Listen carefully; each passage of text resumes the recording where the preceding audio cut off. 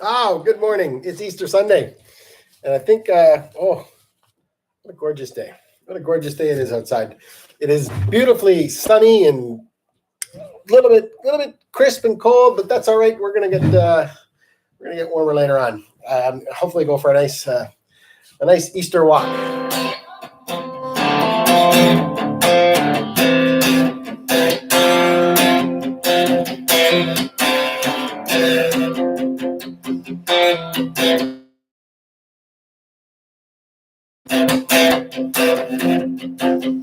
Jesus Christ is risen today. Hallelujah. Our triumphant holy day. Hallelujah. Rooted once upon the cross. Hallelujah. Suffered to redeem our loss. Hallelujah.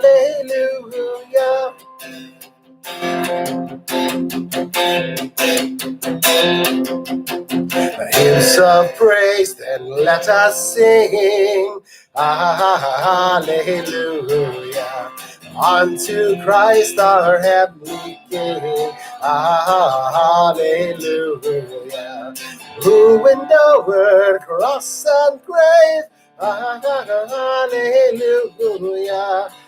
Sinners to redeem and save. Hallelujah. A lot of chords in this song.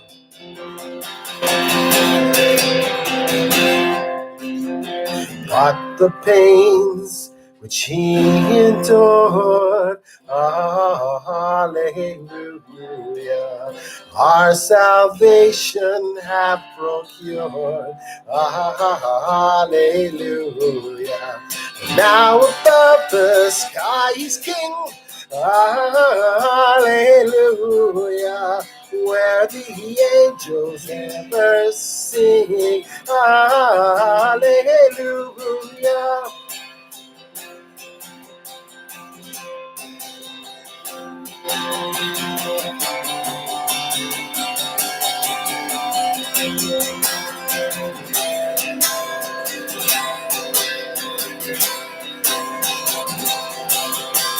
Now we sing to our God above, hallelujah.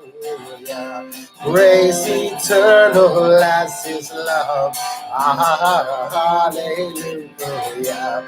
Praise him all ye heavenly hosts, hallelujah. Father, Son, and Holy Ghost. Hallelujah.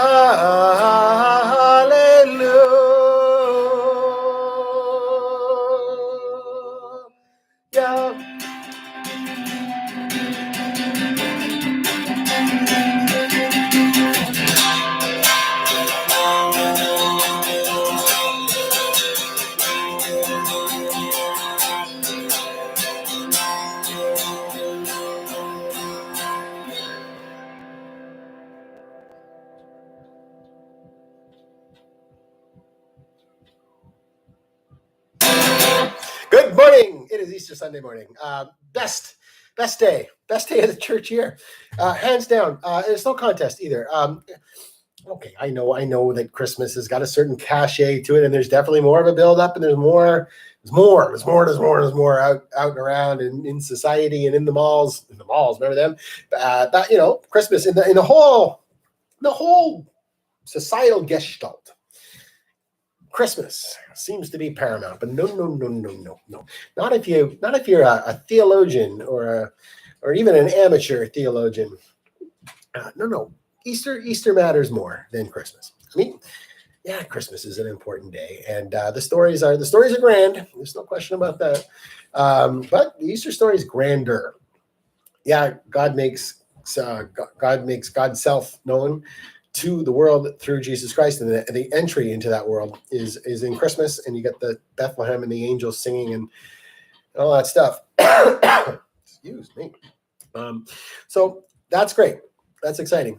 But all of it is contingent upon the cross and the empty tomb. All of it, all of it, all of it, all of it. You know, if it wasn't for Easter, we wouldn't be even telling the Christmas story. And as a side note, if it wasn't for Pentecost, we wouldn't be telling the story at all. But it's another holiday and another rant. No, Easter's the day. Easter's the day. Easter's the day that is the cause for hope, for everything, everything that's important to me. Maybe everything that's important to you. It's all contingent upon Easter. We had love itself, himself, walking the earth 2,000 years ago. And for my money, you know, the most pure line to wisdom and compassion and love in human form that has ever been is Jesus Christ. And that's what I believe. That's why I'm a Christian. We have that. And spoke things that needed to be heard in his day and need to be heard in our day. And you know, I'm kind of a lefty. It's fine. Left-handed and ideologically that way too. I like to think I come by it honestly. That's how I was raised. But on the other hand, you know, it just makes sense. You got Jesus saying how the first will come last and the last will come first. He recognizes the existence of empire. Render unto Caesar what's Caesar's. But he also recognizes the existence of love as being paramount, as being higher than that. And he lived that way. It's radical sharing. The story of the 5,000 is a story of radical sharing. It is creation itself, Jesus Christ, sharing radically and equitably, showing that there is abundance when people think there's scarcity. That's radical sharing. That's the radicalness of Jesus' ministry. Radical acceptance. I think right there, as plain as the nose in our face, just seeing the presence of the women in the Gospels is proof of that. Seeing that Jesus cavorted with sinners and prostitutes and tax collectors, Romans, Samaritans, all these people who you weren't supposed to talk to, Jesus did. Lived among them. Made it his life. You know, he only had a few years. He knew that. You know what did he do? Who did he spend to choose his very, very important time with? Well, he chose to spend it with people who people didn't like because of who they were. Again, that's foundational. I think any Christian who says, well, those kind of people are just, I think you were just ignoring essential tenets. So you had this wonderful radical inclusivity and welcome and sharing, walking the earth, you know, turned the empire on its ear and said, no, this temporal power is, it's not really what's operative in our lives and in our world. It's love. It's God. It's love. Use the words interchangeably here. Until they killed them. And there's lots of theological gymnastics we go through to why that happened. I'll leave those aside for now. But they killed him. They killed him because he was an activist and he was a threat. So they snuffed him out. And that was it. Oh well, he's dead. Let's pick ourselves up and let's just wallow in this for a little bit, and then pick ourselves up, and I guess we'll go home. To what? You know, an empire that won. So that's your Good Friday. That's your Holy Saturday. And then no. Something happened. Something happened as they thought about it and they lived with that reality. Realized that the reality of love is stronger than the two. And we get Easter. Easter, risen Christ. I will not deny the risen Christ because we see the risen Christ all around us. We see it in Black Lives Matter. We see the risen Christ in pride marches. We see the risen Christ when somebody decides that, later on in life, that maybe money and status really aren't the important things. That's the people in their lives and their community that's important. That's the risen Christ too. It's almost like, you know, just as an aside to the aside, I don't know how many asides we're on right now, but it's almost as if modern Christianity, at least the Christianity that I inhabit, is one in which there's like a club of folks who seem to get it. And they're pointing fingers at a club of folks who seem not to get it. It almost seems as if you are a person of privilege. You're outside of what I don't know how to say this. I don't even know if I should because it's a half-formed thought. All I can say is this: if you're looking at like modern Christianity, liberal theology, or whatever, you might experience an exclusivity there. You might, but I wish you wouldn't. The new Archbishop of South Africa. I don't know if that's the exact whole diocese. A friend of mine posted this the other day. Was talking about how there's this thought that apartheid, the end of apartheid, saved the people of color in South Africa. That the end of apartheid was there's this thought that it was really to their benefit, that the people of color in South Africa, that's who really was winning here. The current theology, or at least I think Desmond Tutu thought this, but the new guy, I can't remember his name, definitely thinks this, is that no, when you end things like injustice, apartheid, when you end things like residential schools, when you bring about justice and equality, when you not only level the playing field, but name the playing field as being God's field, and we're all stewards of it. When you do that, you are benefiting everybody, including the people who might have been labeled as oppressors or beneficiaries of the off-kilter scales of injustice. Those people, us, me, you, are every bit the benefit of grace and salvation, which salvation really is allowing heaven into us rather than allowing us into heaven. That's another thing I read this week, and I love that. Salvation is allowing heaven to enter you rather than you entering heaven. I love that. So when we are saved, we are realizing that to really feel comfortable in our own skin, to live in which the way we have been created and evolved to live is necessarily living within justice and fairness. We can only be happy when those around us are given a fair shake. True happiness.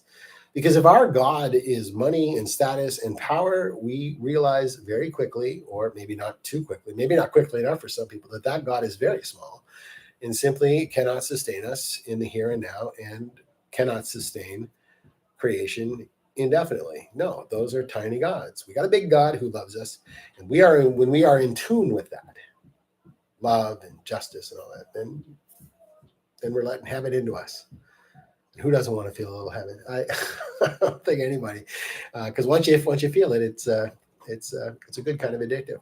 So Easter Sunday is really an affirmation that lived despite the body of Jesus of Nazareth being destroyed by the Roman Empire and the Sanhedrin. That hope and love lived despite it all. That's why we are here. If our forebears did not only believe and embody that hope and love and all those wonderful things, you and I would be watching a very different YouTube video this morning. I don't know what we would be doing. Probably we wouldn't exist. I've watched enough time travel Star Trek episodes to realize that had things not happened the way they have, we wouldn't be here anyway. What would those people be discussing? I don't know. That's another sermon. What would happen in an alternate universe if Jesus had never been born? Anyway. I'm going to go off. I've been going off for 10 minutes. I'm going to go offline, and I'm going to brew up some coffee, and I am going to go to church with you and watch the Easter service. And the best part of this whole thing, if there's a good part of it, is I get to kind of sit and listen to Angela sing without having to think about what I have to do next. Hear Paul play the prelude and the interlude and the postlude, which he puts a lot of work into it. You can tell this week; it is really quite gorgeous. I can just listen and just let it do its job on me, rather than me thinking about what job I have to do for you. That sounds awful, but it's true. And so that's what I'm going to do. I'm just going to sit and have some coffee, and I'm going to sing along to the hymns. I just sang "Jesus Christ is Risen Today." It's one of my favorites, and it's a lot of chords in that, as you will see. Fumbling fingers. So anyway, happy Easter, my friends. I hope you join us for Zoom. I hope we see some extra faces on Zoom today for our after service chat, because I miss you. And as much as I do enjoy the creature comforts of sitting here in my dining room and watching the service, when it comes down to it, I just want to feel a hug from you. I want to hug you, and I just want to be in your presence, just to feel the warmth, the physical warmth of stuff. But anyway, I'm getting my vaccination, my first vaccination on Tuesday. They opened it up for clergy. So I'm getting my first shot on Tuesday at 2:00. That is the beginning of the stone of my personal tomb being rolled away, is when I get that first shot. I thought I might even get a tattoo, but I'm not going to. But I thought, oh, maybe I'll get a tattoo where they put it in and put down Pfizer or something like that, because it is the Pfizer I'm getting. All right, folks. I promised I would stop, and now I will. Happy Easter. I love you.